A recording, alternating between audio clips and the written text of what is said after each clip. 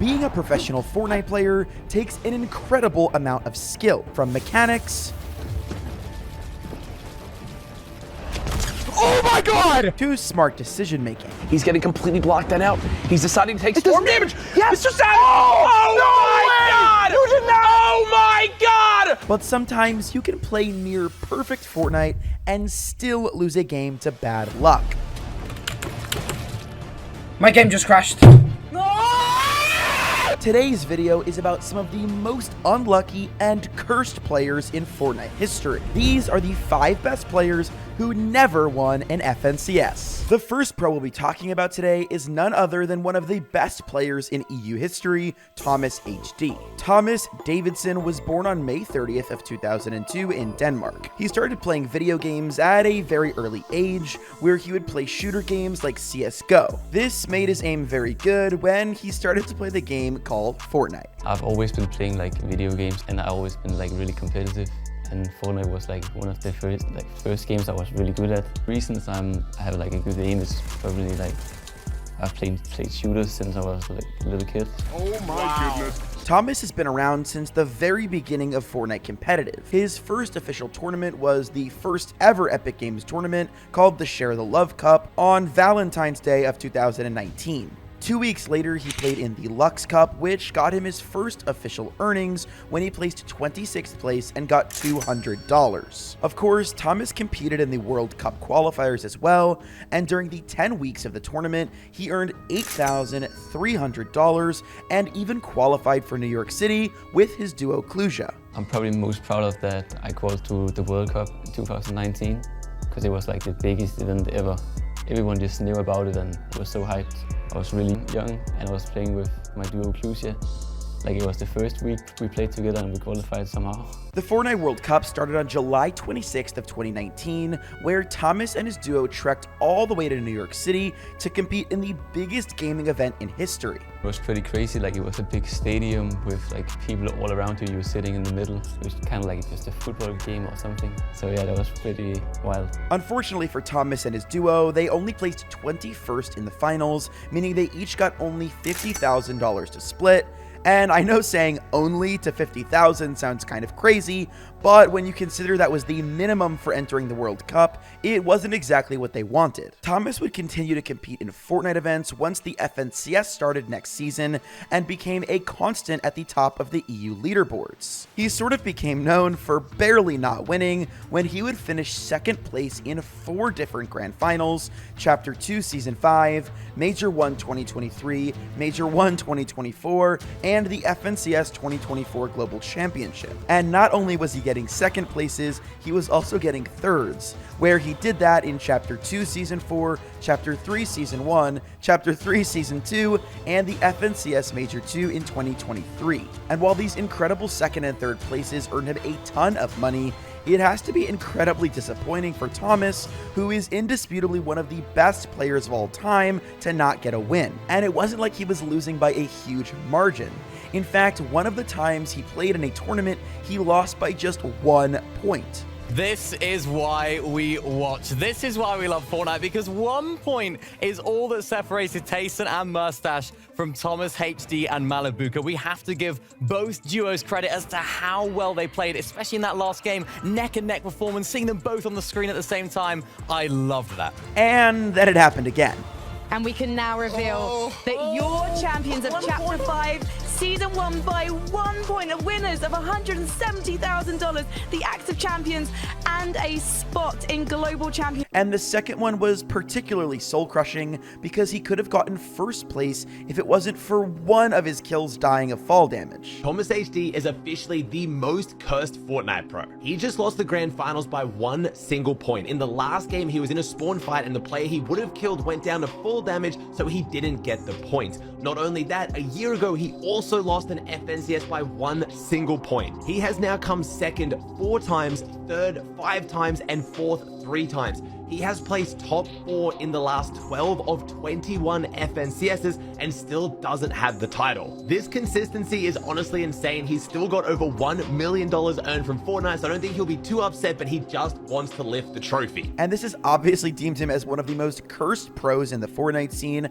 having a second place curse that he can't seem to break. And while Thomas may seem unlucky, the next player on our list from NA might just have it worse than Thomas. Evan Scented Barron was born on November 10th of 2001 in Canada. He grew up playing hockey very seriously, but following a pretty bad concussion, he started to pull away from sports and enter the world of esports. When he first started playing video games, Evan wasn't exactly a pro player right off the bat. In fact, he was playing games that most gamers would consider casual, like Minecraft, mobile games, and other stuff you could play on a MacBook. But once he saw his brother playing Fortnite right after it came out, it would change Scented's life forever. Scented got a job at a gas station so that he could save up and buy himself a PC, and he's been playing non-stop ever since. And this sort of hard work and tenacity would continue to show off in his later career. Scented's professional journey started before Epic Games even was hosting major competitions. Right away, he wanted to be competitive in the game, so he joined Discords to play with people who had similar KDs. He would also start a YouTube channel on August 1st of 2018, and just a month later would launch his first ever video. Like many other pros, his first video was just a little montage with some pretty insane Fortnite clips that showed off just how talented Scented was at such an early time in the game. Like many other older pros, Scented's first event was the first ever official event, Share the Love Cup, on February 14th of 2019. However, his first earnings wouldn't come until a few months later during the Scallywag Cup on March 17th of that same year. Here, Evan would take home $400, which, although isn't a ton of money, is still crazy for somebody just starting out in a video game. After that, Scented would jump into the World Cup qualifiers, where during the 10 weeks, he would earn $8,300. And although he didn't qualify for the actual World Cup event in New York City, these qualifiers proved that he was a force to be reckoned with in the Fortnite scene. Just because he didn't qual didn't mean that he wasn't insane at the game, and some other people started to notice that. And not just people, also organizations. And that's why Team Liquid would sign Scented on April 13th of 2019. Liquid was one of the biggest gaming organizations in CSGO and decided to take a stab at Fortnite. So after the World Cup ended, Scented wasn't disappointed. In fact, he was more motivated than ever. He found himself a duo partner named Edgy, and after placing well in a couple of tournaments, the two of them decided to move from NA West together to NA East, which at the time was considered one of the best regions in the world next to EU. And together, these two absolutely dominated the early FNCS tournaments. They would place third in FNCS Season X, and then third again in Chapter 2 Season 1. After this, they made their move to East, where they got 9th place in their first ever tournament on pretty much the best region around. They quickly made up for that 9th place though by getting 2nd during Chapter 2 Season 4, and then 2nd again in Chapter 2 Season 5. And if those 2 second places in a row weren't enough, he would do it 2 more times, getting 2nd once again in Chapter 2 Season 6, and a 4th time in a row in Chapter 2 Season 7. That's right, 2nd place in FNCS 4 times in a row. And that must have hurt, because unfortunately he would never get that first place that he was looking for, which is why he's on this list. So despite arguably being the best player in the entire country, or maybe the entire world at that point, he was never able to get that first place. This unfortunate pattern would continue throughout Scented's Fortnite career, which is really disappointing considering how talented he is. I think there's an argument that he is probably the best player on this list, and he still hasn't been able to win an FNCS. That doesn't mean he didn't have a lot more success to come, because following the COVID-19 pandemic, Epic Games finally started launching LAN events again, and Scented would have a chance to make up for the fact that he missed the World Cup. The FNCS Invitational would be held on November 13th of 2022, and Scented was lucky enough to get invited with his duo Cold. This was a huge deal considering it was the first time all of the best players in the world would be at live and in-person events since the World Cup 3 years ago. And for a lot of these competitors, including Scented and his duo, this was their first ever official LAN event in an Epic Games tournament. And after an incredible first day on the leaderboard, Scented and Cold had a shot to win it all. But once again, Scented would fall just short of first place. Ultimately, he would land in third after Cammy and Seti took home the first place prize. He's trying to bait the revive so that way Cammy might peek. Breaks through the wall. Shot's gonna be fired! And they do it! Become Legends are on top!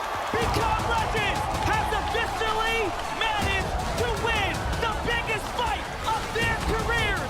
Cammy and Seti are your FNCS Invitational Champions. We have never seen anything like this before. Following this FNCS Invitational, Scented wasn't able to qualify for the following grand finals, and because of that, he decided to take a step back from Fortnite. He hasn't participated in an official Fortnite event since November 20th of 2024, which at the time of this recording is over 4 months ago. But if you guys do know anything about the pro Fortnite scene, it's that people come and go all the time, and hopefully when Scented is done making millions off of meme coins, he will hop back over and show the world why he deserves his first place. And the next player just quit Fortnite forever without ever claiming an FNCS title. But he's still one of the GOATs, and that's why he's on this list. His name is MrSavage. Martin Foss Anderson was born on the 12th of November in 2004. He grew up in Oslo, Norway, alongside of his brother. I live in Oslo in Norway. I really love the fact that I grew up here. In the winter, I like cross-country skiing and slalom, but I think my favorite activity outside is playing football with my brother. As you can see from that clip, Martin and his brother were very active and also very competitive. My brother and I have always been competitive, play a game of chess, playing ping pong, and it's always fun. Eventually, however, this competition moved away from just sports and developed into video games. And on September 26th of 2017, a new game came out that would change MrSavage's life forever. Let's now talk Fortnite, shall we? It's the newest video game craze spreading across fast among kids, college kids, even celebrities. The Fortnite craze took the entire world by storm, and MrSavage was no different. Savage's brother was actually one of the first people to pick up the game, and was also the one that introduced him to it. My brother has a big role when it comes to my Fortnite career. He introduced me to the game, so without him, I maybe wouldn't even have started playing the game. At the beginning, we played a lot of games. I was better than him, and then he just exploded and took over. Martin had to pick a gamer tag to use in-game, and after some fine-tuning, he eventually landed on MrSavage. How'd you come on MrSavage? I was like 12, and then my name was Savage Boy. And then I was like, what the f? And then I was like, yeah, I'm gonna be like Mr. Beast and do MrSavage. And he ended up absolutely falling in love with the game. Fortnite kind of chose me. It came at the perfect time for me because I was homeschooled when it came out, so I had a lot of time to play. I just kept grinding it, man, and then started streaming, everything went well. Since MrSavage was already homeschooled, he didn't have to worry much about homework or the typical school schedule like a lot of the other pro players we've talked about. Instead, Savage just got to focus all of his time on playing the game, and because he enjoyed it so much, he wanted to share that passion with others, and he started uploading gameplay to his YouTube channel. MrSavage launched his YouTube on April 23rd of 2015, and he would upload his first video just a few years later on March 22nd of 2018. His first video is titled Fortnite 286 meter jumping no scope with hunting rifle, and the video shows exactly that. No scope.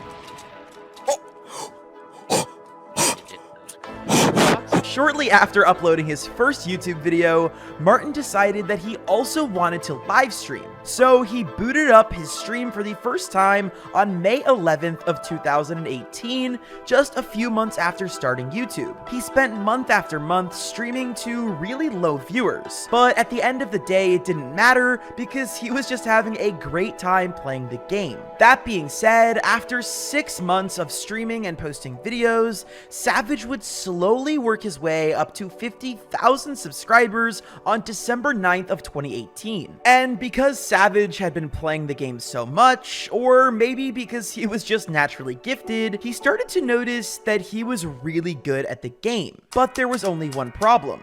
At this early time of Fortnite, they didn't really have any sort of esports league for Fortnite. And when they did start out with some small tournaments limited to creators and pro players, there was no opportunity for Savage to compete because at the time he was only 14 years old. And the age to compete in early Fortnite, for those of you that don't know, was 16 years old. And this meant that Savage wouldn't be able to compete in any official Fortnite tournaments. Yeah, so I've been playing Fortnite since like the first month of it being released. And at the start, I couldn't play any of the very early events of Fortnite because of the age limit. The age limit was like, I think it was 16 or 18. I mean, I was like, please lower the age limit, please. Luckily for Savage, early on in 2019, the age limit was lowered to 13, meaning that he was finally able to compete and sign with an esports team. Because even though he wasn't officially competing, all of the orgs had their eyes on this new up-and-coming pro named Savage. And the team that wanted him the most, and who got him, was NRG.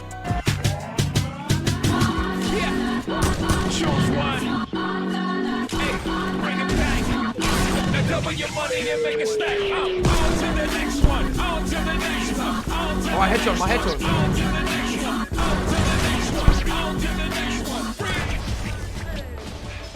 Savage's signing to NRG shocked everyone. A 14-year-old joining a major gaming org is pretty normal now. But back then, esports had been dominated by players that were in their early to late 20s. Games like Call of Duty and Counter-Strike had been around for so long that most of their player base was in that age range. So when somebody signed for a team under 18, it was notable. But 14 years old was absolutely insane, especially back then. And shortly after joining NRG, MrSavage would team up with another young Fortnite prodigy named TimmyFNBR. This dynamic duo teamed up for their first ever official Fortnite event on February 15th of 2019, and it was the Share the Love Cup. And although there weren't any official cash prizes for this event, soon enough they would get the opportunity to win millions. The Fortnite World Cup. The Fortnite World Cup starts on April 13th, when all eligible Fortnite players from around the world will be able to compete in the weekly online opens. Each online open has a prize pool of $1 million. That's 10 weeks, and $10 million up for grabs. And it's all online. In each region, the top performing players from the online opens will earn a spot in the Fortnite World Cup Finals in New York City to compete for their share of a $30 million prize. Because of their incredibly strong placements in the EU region, MrSavage and Benji were strong contenders going into the World Cup qualifiers. And especially after being signed to a team like NRG, the expectations and pressure were at an all-time high. And because of this duo's extraordinary skill and all of the tournaments that they were playing live, MrSavage ended up getting a lot more traffic to his YouTube and Twitch accounts. And more specifically, he would hit 300,000 subscribers on his YouTube channel. And Savage was getting tens of thousands of viewers on every stream. And that's insane considering he's 14 years old, and just a year earlier, he was streaming to 7 or 8 viewers consistently. That just goes to show you that if you do something long enough and you put your heart into it, you can 100% succeed. Anyways, right before the World Cup qualifiers started, Epic Games held a World Cup warm-up event so everyone could get used to the new point system. And just as everybody expected, Savage and Benji absolutely dominated. One guy left, Let's go. Take tip empty. Watch out for your mats. You might have capped mats. Who knows? Yeah. Go down. On me. Nice! Back to back, and we got 15 kills this one, dude. Let's fucking go! This crazy duo placed first in Europe, winning the boys $2,500 each. And they would not stop there, because the World Cup qualifiers would start on April 13th, and they continued their domination on the EU circuit. The first week of qualifiers that Savage competed in was actually the week 2 of qualifiers, the first week of duos. And then, once again, they would place first in all of Europe, being the first duo on Europe to qualify for the World Cup. And this time, they both won $5,000 each. Let's go. Yeah, we're chilling, bro. We're chilling. Let's go. This win got the duo a ticket straight to New York City for the big LAN event. But just because they were already going to the World Cup didn't mean they were going to skip out on the rest of the qualifiers. And plus, Savage still needed to qualify for the solo event. In week 3, Savage got 19th place, which was awesome, but not good enough to qualify for the World Cup solos. So in the next week of solos, which was week 5 of qualifiers, he went all out. He ended up placing 4th and winning $2,500 and a solo World Cup qualifying spot. 8 elims this game. They've got to go up the side of a mountain, and it's Shadow Bomb time. Look at how awkward this is. He's getting completely blocked and out. He's deciding to take storm damage. Yes. Mr. Savage! Oh my God! Oh my God! Oh my goodness! What a play! The best Shadow Bomb use I've ever seen! Mr. Savage M rising to the top of the mountain like his plane will when this freak of nature probably goes to New York. Holy shit. Please, come on. I'm 5th right now. Yes, me 5th. Yeah, all the games must be over. Bro. Let's fucking go! Holy shit. I'm so fucking happy right Savage. now. I'm gonna go watch my replays, dude. After all was said and done, Savage won $18,700 before the World Cup even started, just by playing in all the qualifiers. So now all he had left to do was go to the big tournament, and he flew all the way from Norway down to the United States, hoping to win big. Going into the tournament, they were definitely fan favorites. Unfortunately, the games wouldn't exactly work out in Savage's favor. During the duos competition, him and Benji placed 14th, which was only 4 placements away from the next tier of earnings. And although this was a huge disappointment to both Savage and Benji, they still did really well considering their age, and they had to prepare for solos the next day. So with everything on the line, the young Mr. Savage sat down and placed 29th out of 100 players. And just to be clear, neither of these placements were bad, but they just weren't as good as Savage wanted to do based on how much they were dominating EU during the qualifiers. But Fortnite World Cup was just the start of Savage's career, because on the final day of the World Cup, Fortnite would announce FNCS, also known as the Fortnite Championship Series. Every Fortnite season would now have a series of qualifier tournaments to get into the major grand finals at the end of the season. Because of this switch up, a ton of players were now looking for new teammates whose playstyles worked well with the new meta. This included Mr. Savage, and while he and Benji were still on good terms and evidently still close friends, they decided not to play together during the FNCS Season X. Instead, Savage would team up with a new trio, Rojo and Item, where they finished in 7th place.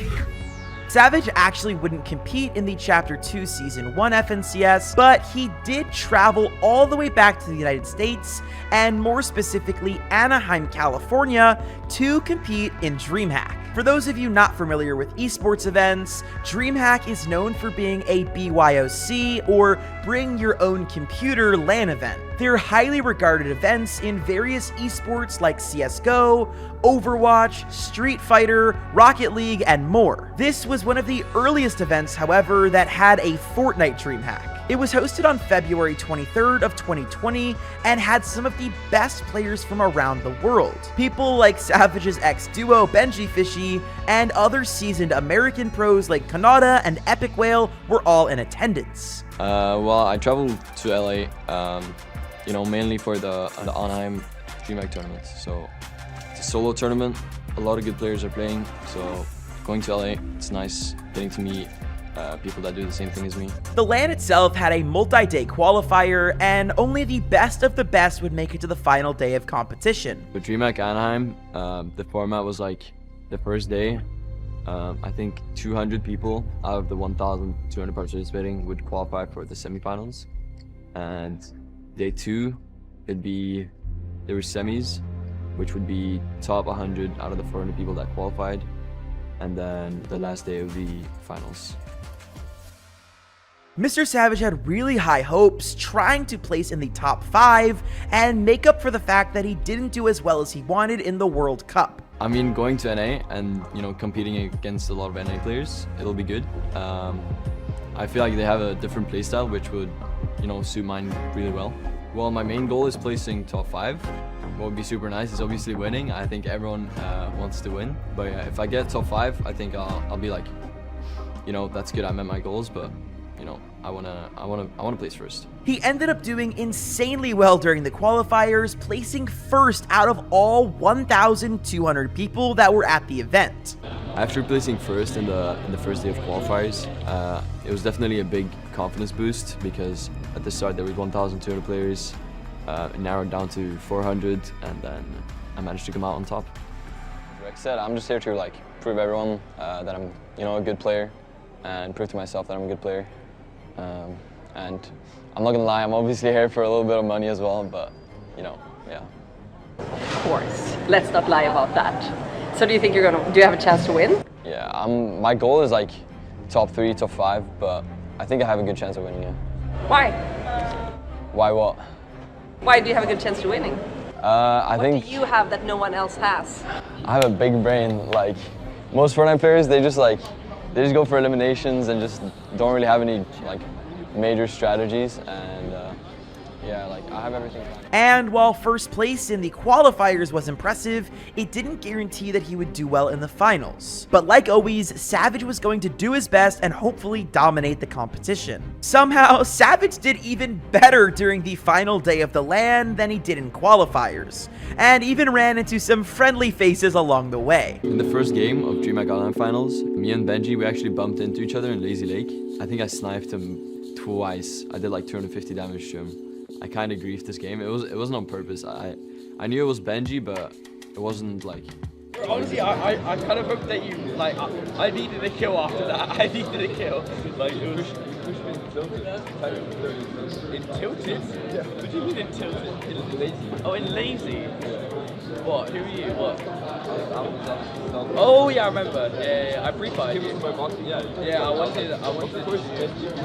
Yeah, I think you definitely feel like worse for people when you kill them in a bigger event, because like, let's say I get a kill, right, and then I see that it pops up with like my friend's name, and I'm like, oh, why can it have been someone else, right? Because obviously I don't want them to do bad. And after games 4 and 5, Savage was a clear front runner for first place. After game 4 or 5, I was really happy because I was first place. And yeah, I knew I just had to keep it up because, as I said earlier, my goal was to maintain like 40 points average a game, and I think I had like 55 points average a game, so I was doing really well. And I knew even if I had a couple bad games, I could still place first. And then he did it. He finally redeemed himself and got first place. When I was like top 5 in the last game, I raised my hands off my keyboard and I was like, I think I just won this. It's Savage versus Benji Fishy, ex-Morg teammates, 100 Thieves versus NRG on low ground. Well, he watches, and Savage says no as he blocks him off. It's a 1v1. Savage, the next RPG comes through. The pump shot misses. It's another chance. He goes for the dive. No match. Here we go. Odinite dodges the shot. Savage still up top. The fourth shot hits.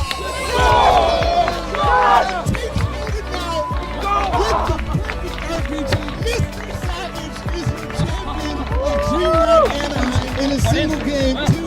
After all day, what did we just watch? We watched the man break a world record today for points in DreamHack Anaheim. Not only was this win huge, it also broke LAN event records. It's time to crown ourselves the DreamHack featuring Fortnite champions here for DreamHack Anaheim 2020. After 8 games of grueling competition, he acquired 400 points, recently signed none other than 100 Thieves, MrSavage! Yeah, so like lifting a trophy like that has definitely been like a big dream for me, being able to stand on top of the podium and just raise your hand and just scream out of pure joy. Yeah, it was definitely a good moment. And while this win was an incredible moment for everyone involved, it was also a little bit bittersweet, because little did we know at the time, this would be the last ever Fortnite LAN event before the COVID-19 pandemic lockdown. Admittedly, the lockdown didn't really affect gamers like me very much. It's not like I really leave my house and touch grass anyway. Plus, most of Fortnite's main season was online. However, unfortunately, these LAN events do require you to venture out into the real world and enter huge esports arenas, but with all public gatherings being banned, we wouldn't get to see any worldwide competitions. So, with going outside being banned, everyone returned to FNCS, including MrSavage. And during Chapter 2, Season 2, he would duo with iDrop and placed 12th in the Grand Finals. It was around this time, after another poor Grands placement, that MrSavage decided to go back to Old Faithful and start playing with the GOAT BenjiFishy once again. Their first return as a duo was during the Contenders Cash Cup on May 14th of 2020, and they'd continue to play on and off for FNCS depending on the season. In early 2020, Fortnite decided to hold its first solo invitational FNCS, and on May 24th, MrSavage would place 15th, earning himself $3,000. This was followed up by the infamous solo FNCS season, which was Chapter 2, Season 3, and unfortunately, Savage did even worse, placing 57th in EU. Going into the next season, however, Epic would switch things up and head back to trios. And with this, his placements would drastically improve, as he got 8th place in the Chapter 2 Season 4 Grands with BenjiFishy and Letshi. And then the next season, he would get 8th place once again, this time with iDrop and Tayson. But this was just the start in Chapter 2 for Savage, because in Chapter 2, Season 6, the EU Grand Finals would be held on May 30th of 2021, and they would be one of the best finales we would ever see in Fortnite. Everyone brought their A-game to EU this year, and after the first day of Grand Finals, MrSavage was on top of the leaderboard with his trio, Andretta and Refsguard, but only winning by 1 single point. Speaking of a top 10, we got to take a look at EU's current standings, right? Which trios ended in top 10 coming into day number 2. Refsguard, Andretta, MrSavage, but right behind them, Hen, Janice, Chapix, your trios champion from last season. These two trios trading places all day yesterday, boys, and now they're looking to make this an all-out brawl. Savage and his team knew they had to go above and beyond during day 2 to be able to comfortably win this season. But unfortunately, the rest of the European region had their own plans that day. After a cutthroat day 2, MrSavage, along with Andretta and Refsguard, just barely missed out on first place, falling behind Queasy's trio by just 17 points. Real in their sights could win it all right here, right now.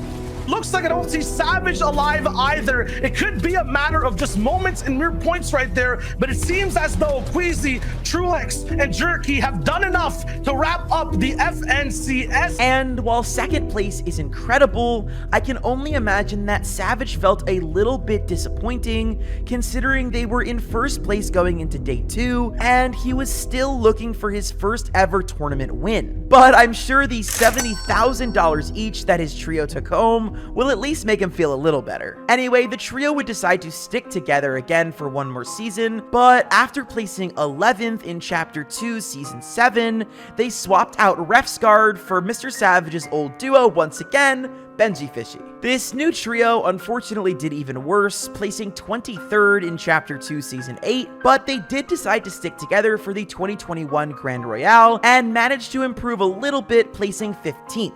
Following this whirlwind of teammates and solos and trios, Epic Games decided to announce that they were returning to duos, and this was a huge and welcomed change. Plus, it meant that MrSavage didn't have to worry who to team up with, because everybody knew he was going to go back and duo with his good buddy, BenjiFishy. The total throwback duo played together for Chapter 3's Season 1 and Season 2, and unfortunately, they didn't do too hot. They would place 36th in Season 1 and 45th in Season 2, but at least they were consistently qualifying for Grands. Unfortunately, they had bigger aspirations, and that meant that the duo were officially broken up. They no longer played together, and Chapter 3 Season 2 would be the last time we'd ever see Benji and Savage play together competitively. However, it wasn't because of the reasons people normally have for breaking up with a duo. It wasn't because of low placements or they had some weird drama fallout. It was actually because Benji decided he wanted to switch video games entirely.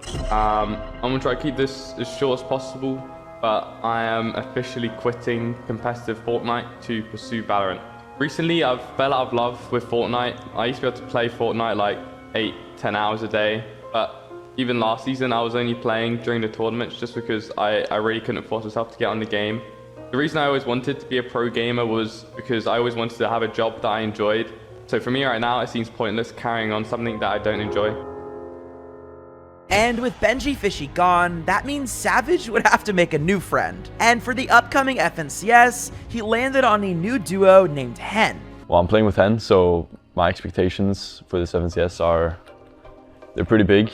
I want to get on top again. Hopefully we can have an uncon POI. And we're practicing a lot.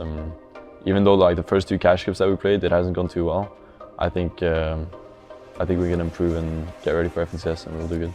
The duo would only play together for Chapter 3 Season 3, placing 26th in the Grand Finals and winning $3,000 each. He then teamed up with his old trio member iDrop for the FNCS Invitational, which was the first LAN event back since the World Cup. It was held live and in person at the Raleigh Convention Center in North Carolina on November 12th and 13th of 2022. But this event would have a $1 million prize pool. People were hyped for this tournament, and the convention center was filled. Fans everywhere were hyped for in-person events, and a lot of these new younger players would be playing their first ever LAN competition. At this point, Savage was one of the few remaining pro players from the World Cup, so he was at a slight advantage considering that competing live and in person at LAN events didn't make him uncomfortable at all. Unfortunately, however, this wasn't enough of an edge to help him place where he wanted, because they ended up finishing 31st out of 50 teams. However, the good news was that with this invitational, Fortnite was going to make its return to live in-person events, and that meant Savage would have another chance to redeem himself. On January 11th of 2023, Fortnite would announce later that year that they would be hosting an FNCS Global Championship 2023 in Copenhagen, Denmark. The announcement also confirmed that duos would remain the game mode going into 2023. And MrSavage's 2023 was rather uneventful. In fact, he didn't even qualify for the Global Championships in Major 1, Major 2, or Major 3, which meant that the last chance major, which was held on August 20th of 2023, would be Savage's one and only chance to qualify for the LAN event at the end of that year. Savage would duo with very popular player named Vidil. However, they weren't the only players competing for this spot at the LAN event. Other notable players like his old duo Hen, Moneymaker, and Japko had all been left out during previous majors, meaning that the competition was at an all-time high to try and get that spot. Luckily for Savage and Vidil, however, they destroyed all this competition and finished first place in EU, getting them their ticket to Copenhagen for the finals. And let's take a look at the standings. We're all here on eggshells right now, and here's who's made it to the big dance, topping off the leaderboard, Vidil and MrSavage, and we've seen some serious movement here. This, of course, leads us to the FNCS Global Championship 2023. It would be held from October 13th to 15th, and it was the first ever FNCS held outside of North America. So Savage wouldn't have to travel too far, as he just hopped over a couple of countries. Savage and Vidil went into the first day of competition on day 2 of the tournament, which was the lower bracket. The only thing this duo had to do was make it into the top 25 out of 50 teams to make it to the final day of competition. And in fact, they did a lot more than that, as they would get first place on day 2 of the championship. However, on the grand finals on day 3, the team didn't exactly do as hot as they expected. They unfortunately got knocked out consistently in early game and ended up finishing in 36th place. So once again, Savage was disappointed, and because of this, Vidil and Savage decided to split up following the LAN. In his search for a new duo, Savage would end up playing with a ton of the best players in EU. You see, although Savage was getting older, he is an IGL, or an in-game leader, which means that he was not known for his youthful mechanics and fighting skills, but more his brain and smarts in the game, and that means some of the best fighters in the world wanted to play with him. He tried out duos Pink, Queasy, and eventually landed on the one and only Mongrel. The two of them duoed together for the entire 2024 season, but their placements weren't great. Although they qualified for Major 1, they placed only 39th. And then they didn't even qualify for Major 2. And because this duo was desperate to qualify for LAN, they made a very drastic decision and decided to travel across the world to North America to play the 3rd major finals in NA instead of EU. However, this plan didn't exactly go how they thought it would, because although they thought the competition would be easier, they would end up placing 28th during Majors 3. But just because he didn't qualify for the LANs didn't mean that Savage was gone for good. At the end of Globals, Epic Games announced some huge changes coming into Chapter 6 of FNCS. With Trios and Siphon making their big returns, it's clear that Savage wants in on the action. He's been playing Cash Cups and streaming a lot as well during the off-season, and making a ton of other content as well. Our next player is one of the greatest players and content creators of all time,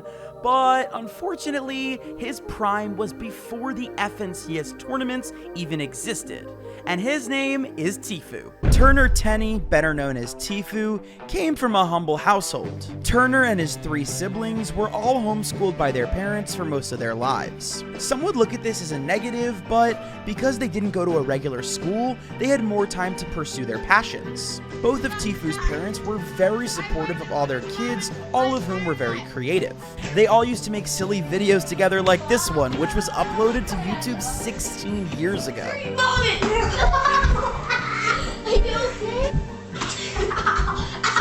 That clip that you just saw was from the first video ever uploaded to a channel known as Juke Squad. This channel was run by Tfue's older brother Jack, but featured all of their brothers, including Tfue, Jack, and Pierce. A lot of the earlier videos focused on the outdoor activities they were involved in, the first of which was a sport called skimming. Tfue got really good at it really fast. He even traveled all over the country participating in skimming competitions. He even did the world's first 900 big spin.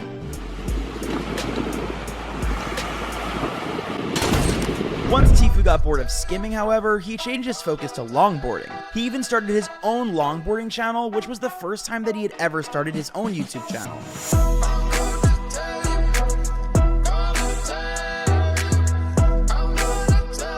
And eventually he got tired of that too and started to search for a new hobby. And that led him to cliff jumping. And of course, he got really good at that too.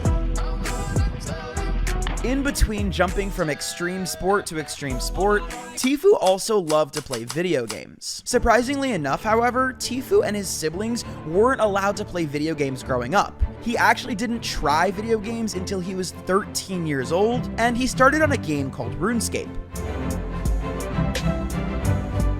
After getting tired of RuneScape, Tfue jumped from game to game, trying to find one that fit him the best. Toontown, Call of Duty 4, Halo, Call of Duty World at War, Call of Duty Modern Warfare 2, well, you get the point. He tried a lot of games. And it was around this time on May 22nd, 2014, that Tfue started his second channel ever, which would be his gaming channel Tfue that we all know today. His first videos were all Call of Duty Advanced Warfare highlights.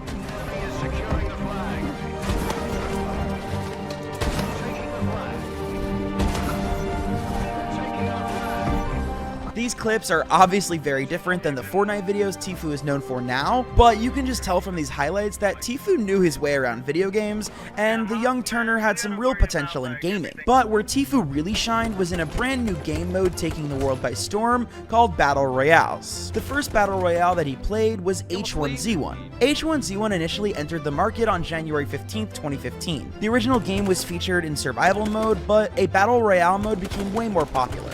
Let's fucking go, baby! Let's fucking go, dude! In addition to the gaming videos, Tfue did add some IRL videos on his channel as well, going back to his roots of doing extreme sports. Here's a clip of him jumping on a trampoline full of mousetraps. Yep, well, that was interesting.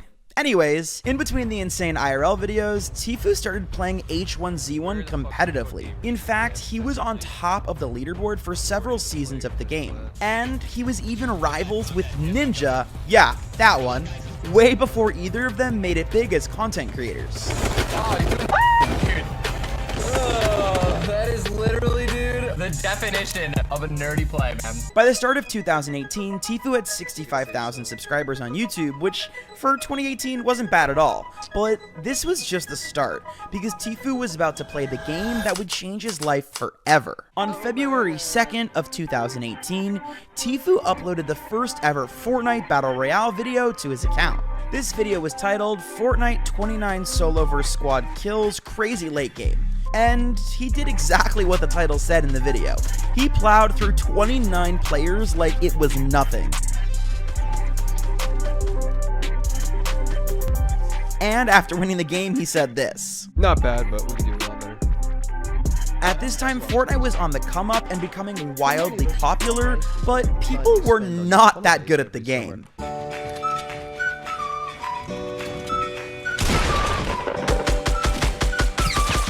So, as you can see, Tfue was well above the average Fortnite player. He was building like crazy while everyone else was still running away and hiding in bushes. He was constantly breaking world records for the most kills left and right as well. Because of his crazy talent and entertaining personality, Tfue's following started to grow very quickly. Later that year, Tfue hit 100,000 subscribers on YouTube on April 15th.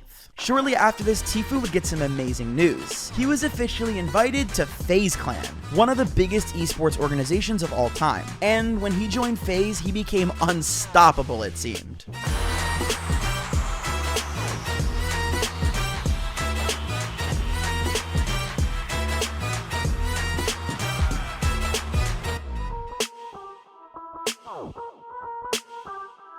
By the end of the next month, in May of 2018, he hit 1 million subscribers on YouTube and was averaging over 10,000 viewers regularly on his Twitch streams. This is also where he started to compete in Fortnite competitively through popular tournaments called Friday Fortnite. For the first week, he teamed up with fellow content creator and the creator of FaZe himself, FaZe Banks. But by week 2, Tfue found his forever duo partner, Clix. Clix was another member of FaZe, and these two were a force to be reckoned with.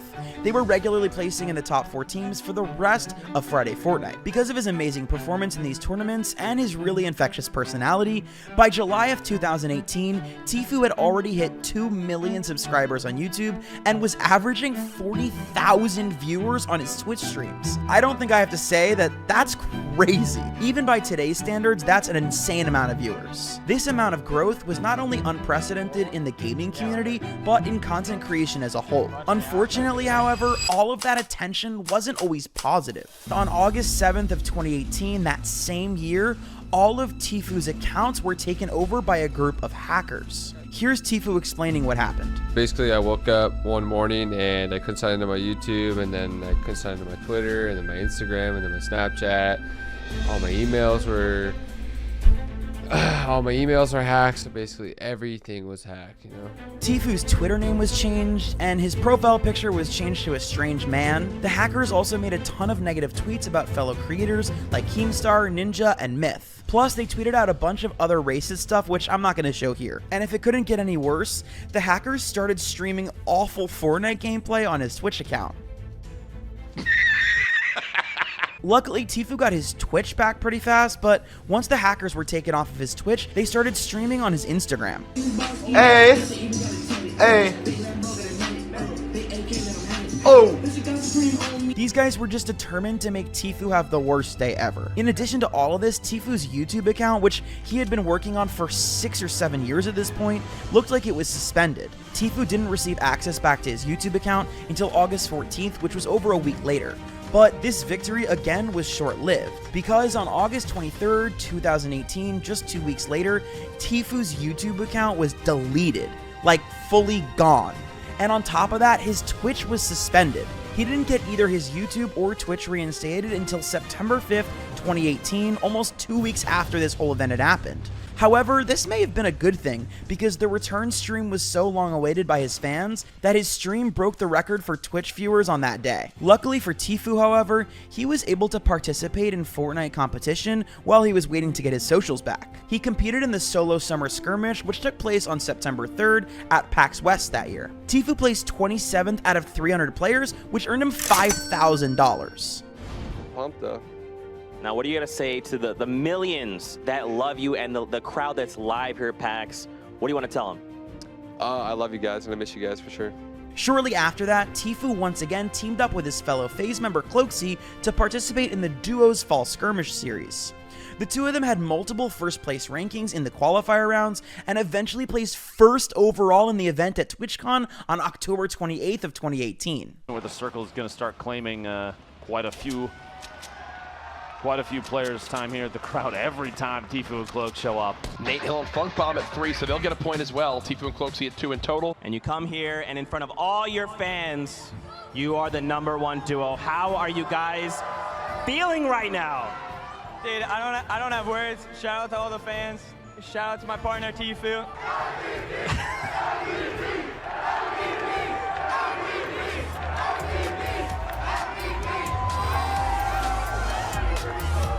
The Fall Skirmish had a total prize pool of $10 million, which at the time was the largest Fortnite prize pool we had ever seen. This first place finish earned the team a whopping $400,000, which even today is a crazy amount of money for an esports competition. Tfue was at the top of his game, one of the best in Fortnite. His YouTube channel now had over 8 million subscribers. Yeah, 8 million when he had only had 100,000 subs earlier that year. He was such a big YouTuber that even MrBeast himself invited him to be in one of his videos. Raise your hand if you think Tfue should lose his trumpet. Get rid now. Up. Trumpet!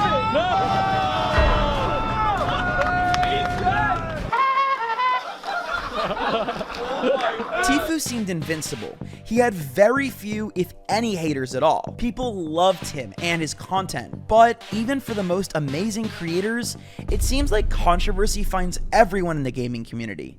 And for Tfue, this was no different, because on May 20th of 2019, Tfue decided to sue FaZe Clan. He accused FaZe of not only purposely limiting his career, but also promoting underage drinking and gambling. Not to mention, FaZe had got a very young Tfue to sign a terrible contract that allowed FaZe to keep 20% of his branded earnings and a whopping 50% of his live appearance earnings. This is what Tfue had to say about the contract. Kids are getting ripped off, they're getting taken advantage of. These contracts are not okay, and this needs to never happen again. And there's tons of people in contracts this bad, just like me. And I'm the first person to stand up and say, this is not right, this is not cool. This video blew up, and on the same day he announced the lawsuit, he decided to leave FaZe forever. Of course, FaZe Banks decided to come out against Tfue, basically saying that he lied about everything. This is what he had to say. And I know your team of lawyers and your dad and stuff, I know they convinced you this was a good idea, but I promise you it wasn't. Maybe it is for your career or what you have in mind for a career, and if you destroy part of FaZe Clan in the process and you knock us down a couple pegs, if that's what your goal was, maybe you will succeed in that. Maybe you won't regret it from that standpoint, but as a human being, I think you will. Because I think you and I both know you've never met a person who went out of their way for you like I did. And this is before the money, this is before the fame, this is before the success, this is before your clout, your bull clout, all this bull internet. It's so disgusting, man. I reached out to you, I extended my hand to you when you were a no one, when you were a nobody, and I believed in you, and I put everything I had into you. And all I can say is, I'm sorry.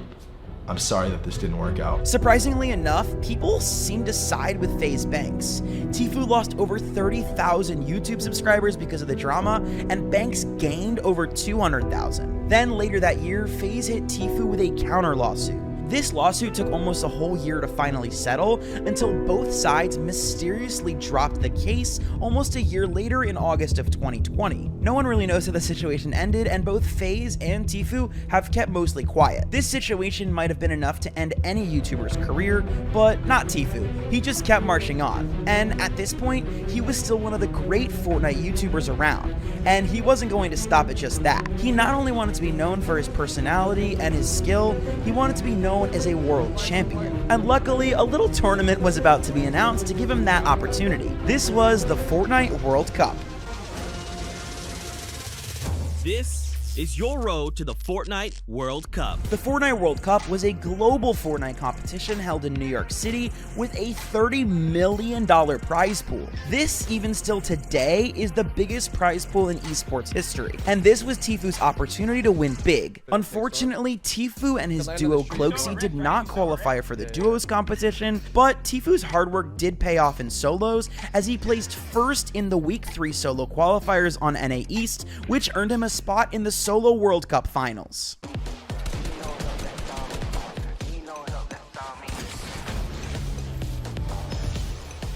I'm saying, like, I got first, dude? I think you got first on East, yeah. Yeah, I think you're strong.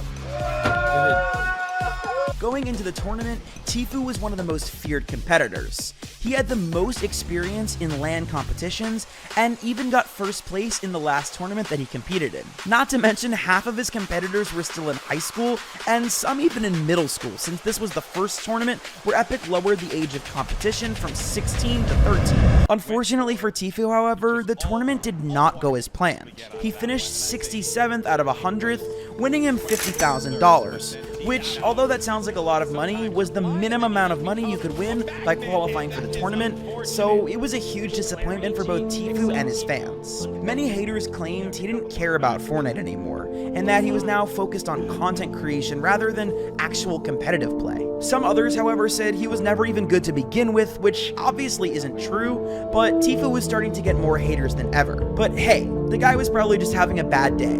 It's a lot of pressure to compete on such a huge stage with a sold-out Arthur Ashe Stadium, and sometimes things just don't go your way. Although we'll never really know why Tfue underperformed so much at the World Cup, we do know what happened after that, and Tfue had announced that it was going to be his last competitive Fortnite Cup of all time. This is my last competitive shit as a World Cup. See, Tfue wanted to focus on content creation and streaming, and he did just that. He started to do more vlogs and highlighted his family life in Florida, where they did a lot of crazy IRL sports again, as well as some gaming content too. You see, although Tfue wasn't competitively playing Fortnite anymore, that doesn't mean that Fortnite wasn't a major part of his life still. I mean, you don't just get a Jonesy tattoo on your thigh for nothing. That shows some real dedication to the game. What the f did I get on my leg, dude? However, that being said, and much to the dissatisfaction of his fans, Tfue would eventually stop playing the game that made his career. See, Fortnite became a thing of the past for Tfue when a new battle royale came out called Warzone. Tfue released his first Call of Duty Warzone video on June 16th of 2020.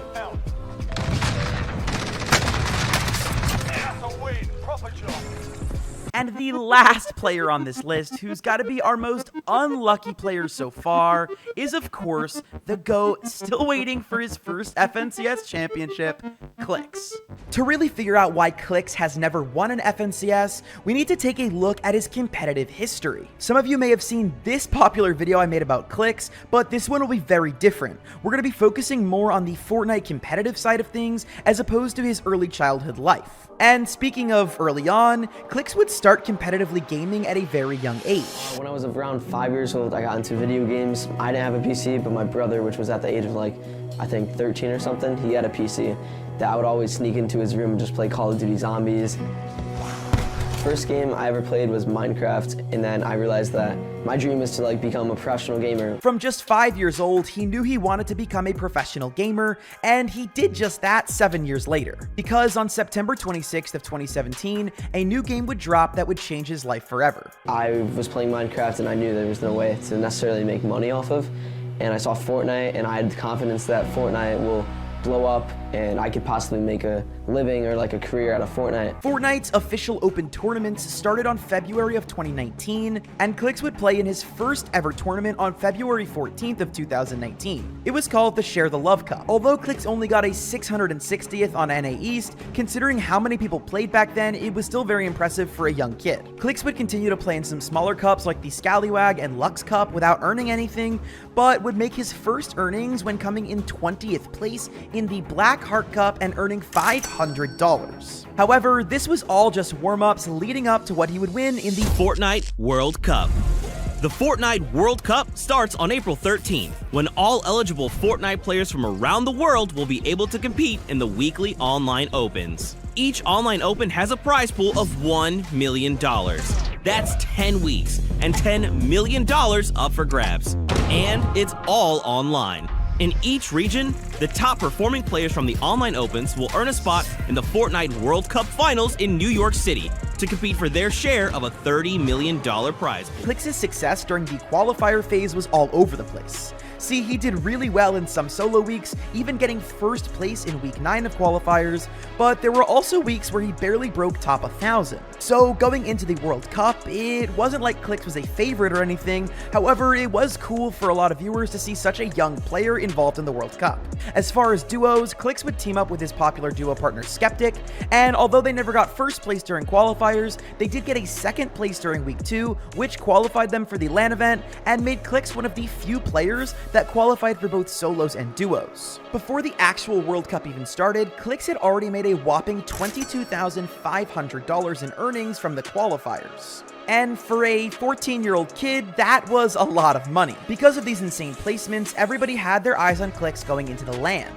The duos tournament was first up and would take place during July 27th of 2019. Taking the stage out there, and in that group, we have Crimson Spades, Clix and Skeptics, PF Zin and Nix, Artgram and Falconer, and then Lenon and Tyler 15. I think a lot of people are keeping their eyes on Clix and Skeptic because Clix's rise throughout the Fortnite World Cup online opens has been meteoric. A lot of people are wondering, how is he going to perform on the stage? And unfortunately, the duo didn't do as well as they wanted, and they only placed 35th out of 50 teams. However, the minimum prize pool was still $100,000 split between the two, meaning that Clix brought home $50,000. And don't forget, the next day, on July 28th, there would be the solo tournament as well. Starting off there with Tfue, and then following it up, Unknown Army, Niddle, Funk, Psalm, Clix, Epic Whale, Karhu, Lasers, and Balla.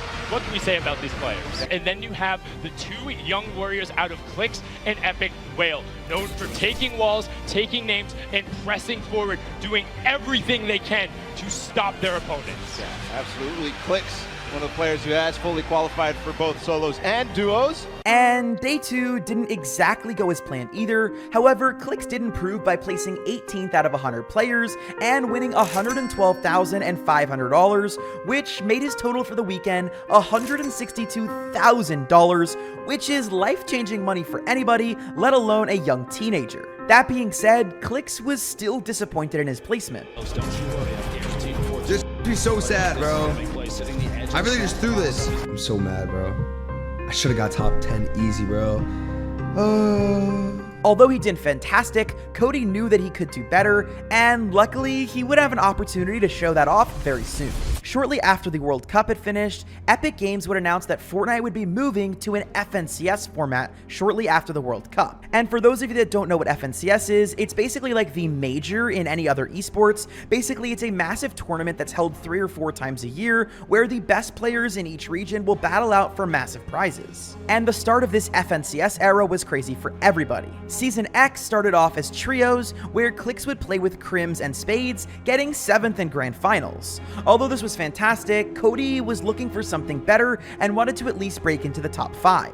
The next season would be squads, where Clix, Crims, and Spades would add on Blake PS as their 4th player, but unfortunately this would lead to them falling down to 18th place. Moving on to Chapter 2, Season 2, Epic would then again revert back to duos, and this meant that it was time for Clix to find a new teammate, and he would end up queuing up with another World Cup qualifier, Young Calculator. Once again, however, Clix fell outside of the top 10 and had another disappointing performance. It seemed like Clix just couldn't figure it out. Maybe he had the wrong teammates. However, that wouldn't be a problem much longer because at the end of Chapter 2 Season 2, Epic would host a solo tournament where Clix would be able to redeem himself for his performance at the World Cup. Fortnite held an FNCS solo online invitational where Clix placed 23rd. And once again, Clix just didn't finish where he wanted to. And although 23rd out of 100 isn't that bad, when you're one of the best in the world and one of the most popular players, all eyes on you to get the win.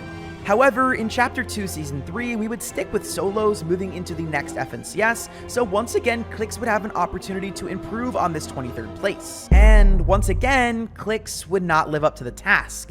He would finish with a 27th during the Grand Finals. So maybe Clix just wasn't a solo player, and that's not a problem, because the final FNCS of 2020 would see us go back to trios again. Chapter 2 Season 4 would see Clix team up with Illest and Bizzle, and once again, Clix fell short of his goals, finishing 14th out of 33 teams. Before we get too judgmental on Clix, however, we can tell that 2020 was a very hectic year. I mean, there was duos, squads, solos, and trios, meaning that Clix constantly had to switch teammates, strategies, and metas throughout the entire season. It's hard to build up chemistry with a team when you only play together for a couple of months. So with 2021 having some changes to the format and giving people an opportunity to stick with their teams longer, this would be the season that Clix would have to take over competitive.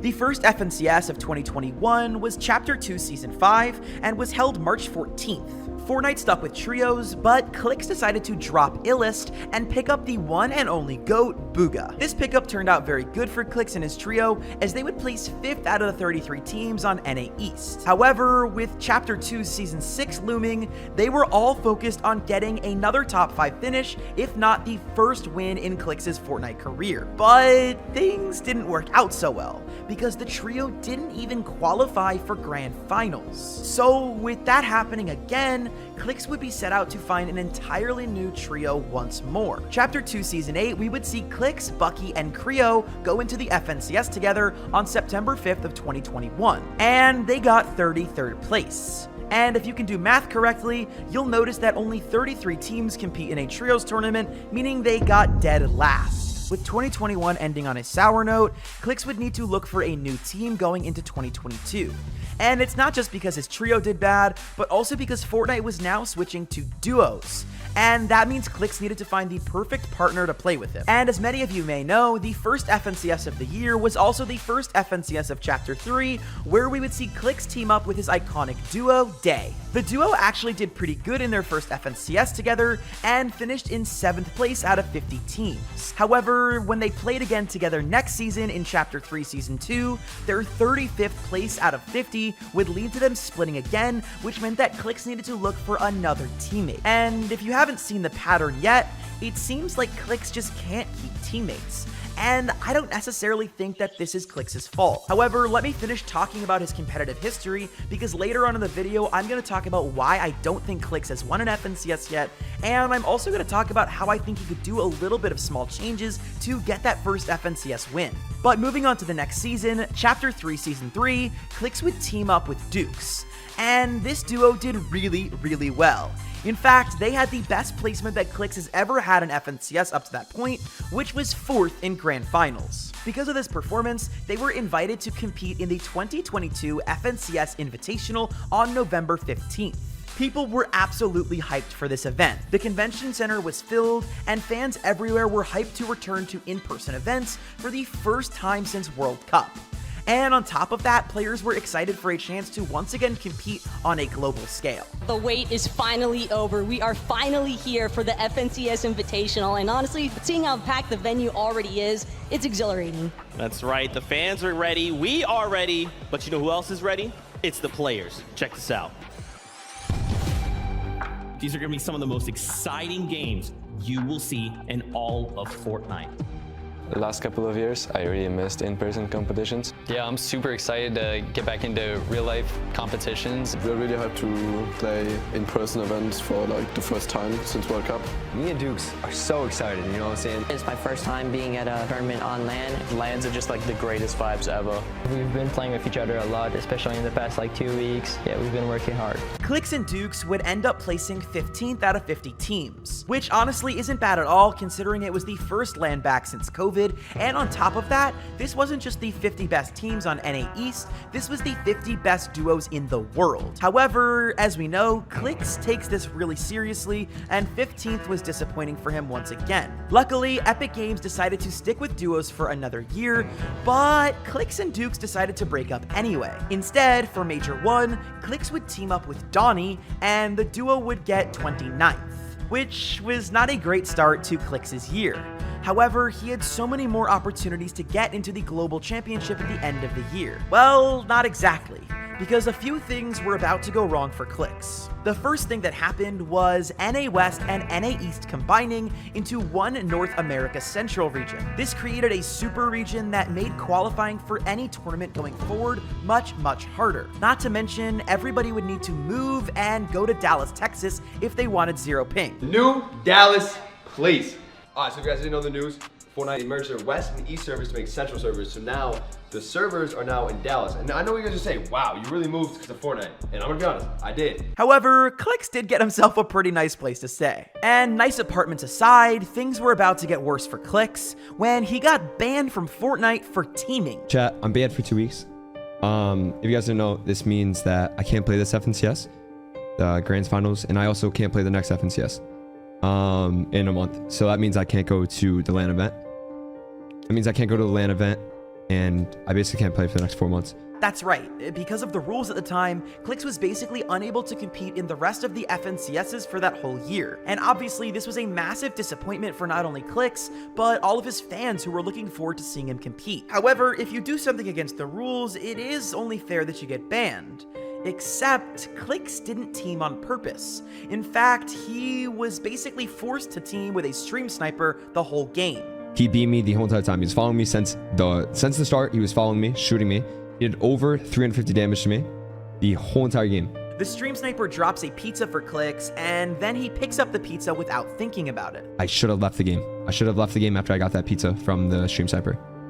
And then Clix just kills the guy, getting all of his loot anyway. But he actually followed me right here. He followed me right here.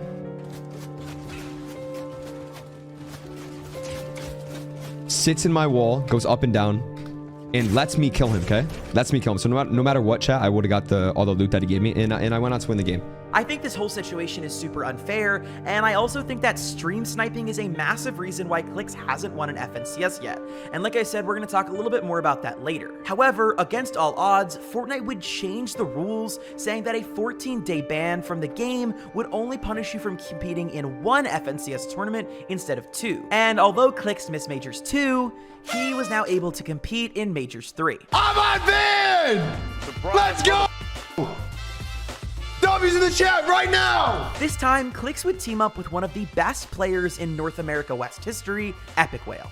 And unfortunately, they didn't do as good as they wanted to, which means they got 23rd. However, in this season, Epic announced a last chance major, which was basically a 4th FNCS for the year, where players who hadn't qualified for globals yet would be able to get a chance. And Clix and Epic Whale came in clutch, getting a 4th place, which got them a ticket right to the global championships. Clix and Epic, Copenhagen. And right before going to globals, Clix made a massive announcement right before the tournament. He was now an owner of the esports organization XSET. One last announcement. We've acquired a majority share in XSET!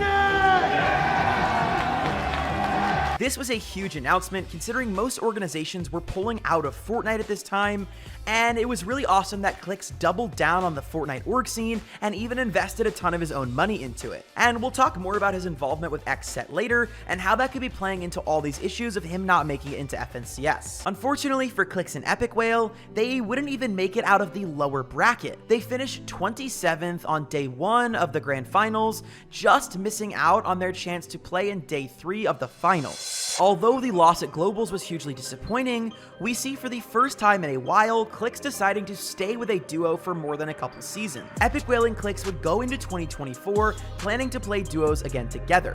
In Major 1, Clix and Epic Whale tied their best placement ever, getting Clix another 4th place in FNCS. He seems to have this curse where he just can't beat 4th place and get onto that podium of top 3. Anyways, the other negative part about this major is that only the 1st place team qualified to the globals, which means that Epic Whale Veno and Clix needed to try and get that elusive golden ticket to LAN one more time. And things wouldn't work out as planned, as they landed in 14th place in the Majors 2 of that year. Because of this, Clix would do what he does so often, and part ways with his duo going into Major 3. However, this would turn out to be a good decision, because Clix would end up duoing with one of the best players on EU named Veno. At first, people didn't really believe that they were teaming because the two were from entirely different continents.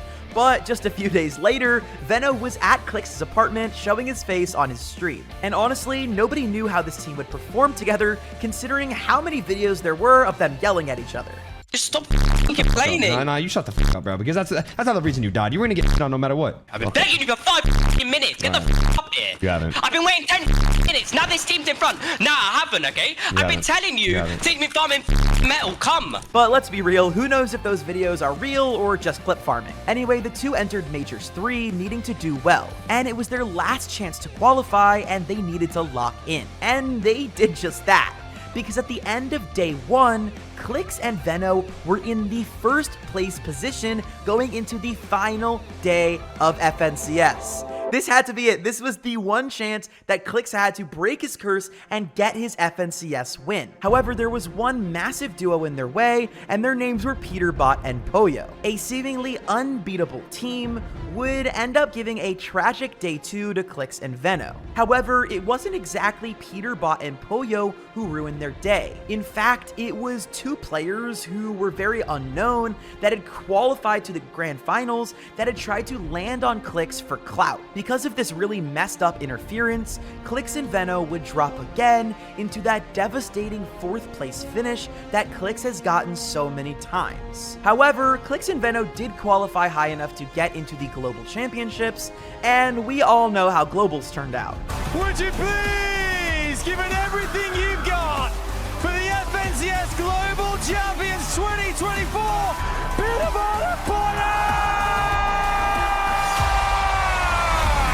While Clix and Veno didn't get first place, they did get 11th, which is the best placement we've ever seen Clix get on LAN. And that brings us all the way to today. Now that you guys have a very good picture of what Clix's competitive history looks like, I want to talk about why he isn't able to get an FNCS win, and also reasons why I think that he might actually have a chance to do so if he switches up a thing or two. So without further ado, let's get into this next portion of the video. I already mentioned it earlier on, but I want to touch on Clix constantly switching teammates. If you look at his entire competitive history, which we just did, you'll notice that he doesn't stick with a duo or trio for very long. And although this can be an advantage for Clix when he switches up quickly to grab a duo like Veno, it also hurts him in the long run because he can't build up chemistry. See, communication between teammates is one of the most important parts in all of Fortnite, and it's hard to build that with somebody in just a couple months before an FNCS. Now, for why this happens, I don't think it's because Clix just wants to get rid of his teammates. In fact, I think it's quite the opposite. I'm going to give you a couple reasons why I think Clix can't keep a duo. Number one is that people seem to use Clix. See, a lot of players make good money playing competitive,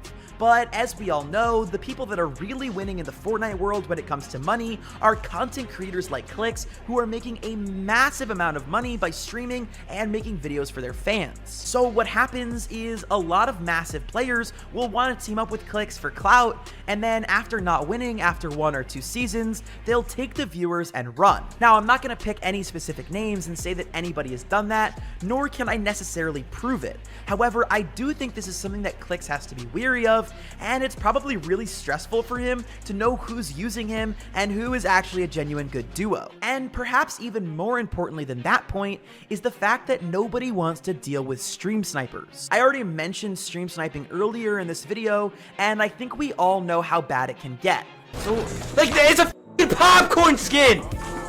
It's a popcorn skin, dude! Now this is just in a dance. Dance for me, you mother. Dance! And he left the game. Wanna know why he left the game? Why do you think he left the game, chat? Let me know, let me know. See, most players in Fortnite don't like stream sniping, but a lot of the pro players that don't stream haven't experienced it and don't understand how bad it can actually get. So they think stream snipers will be no problem, and then they start playing with Clix and realize just how miserable it can be. I mean, Veno is one of the most popular players in the entire world, and he didn't have to worry about getting dropped on mid-FNCS in EU. However, he flew all the way to a new country to play with Clix, only to have their FNCS griefed by a couple of kids who just wanted attention. It's kind of obvious at this point why players don't end up sticking with Clix. It's really annoying to have to be in his position. And yes, Clix is incredibly blessed, and he would say himself that having this massive audience is all worth it. However, it doesn't make it any less annoying for him to have to deal with stream snipers. And going off of that point, I can see how easy it would be for Clix to lose passion playing the game. Wait, try to get this gun? Yes, no. I'm throwing myself in the game. Nah, that calls it. I'm gonna see you guys tomorrow. Love you guys. I'm going to bed. Losing passion for the game isn't surprising when you're dealing with all these issues and Epic Games doesn't really want to solve it. I mean, we see another example with Ninja. Although he wasn't necessarily a pro player, we saw him quit Fortnite for a long time and even now doesn't stream it very often because he's just tired of being stream sniped day in and day out, with Epic Games really not having a solution for it. God, why? Dude, that little piece of they f***ing rushed me because they knew who I was. 1,000,000%. No reason they leave out of town to kill a solo, dude. No way. They're on the highest building and they go for one guy. They didn't go for the entire time, dude. On top of these negative things that are stopping Clix from qualling, there's also his focus on content creation. I've already said it a couple times, but Clix's main source of income is from streaming and YouTube, and that is more than a full-time job. I've only been doing this for like 7 months, and I don't even stream very often. I mostly just make videos, and it's incredibly time-consuming because you want to make the best possible content for your fans. But Clix is in this weird position where he needs to make all of this content on stream, set up his videos for YouTube, and also play a competitive season every single few months that takes hours and hours every single day to prepare for. So between streaming and uploading videos and competitive, this is more than a full-time job for Clix. And at just 19 or 20 years old, it's really impressive that he even gets it all done, let alone does it at such a high level. And don't come in the comments saying I'm glazing Clix. I'm just trying to be realistic and help you guys understand why it sort of makes sense that he hasn't won an FNCS yet. Okay, now that I've ranted a little bit about why I don't think Clix is able to win FNCS, we probably all have the same question on our mind. Will Clix ever win an FNCS? The answer is maybe. And I know you didn't wait this entire video for me to just say I don't know, but the truth is it's really up to Clix.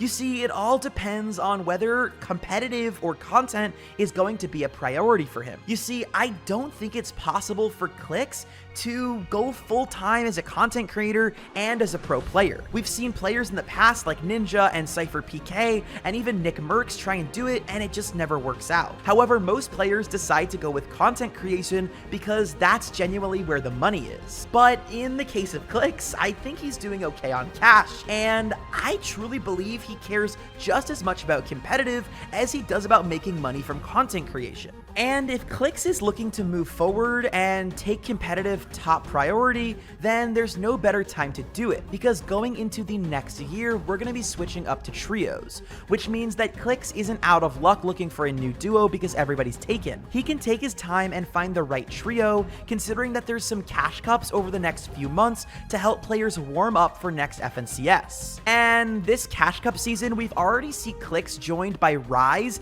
and Muzz, who are two of the best players in the world, where they finished 5th in an NA Cash Cup, winning $400 each. And honestly, just from watching them play the Cash Cups, it seems like they might be a strong contender for who Clix might end up playing with next year. However, things change every minute. We don't know what the future holds for Clix, but one thing I do know is he needs to sort of make a decision.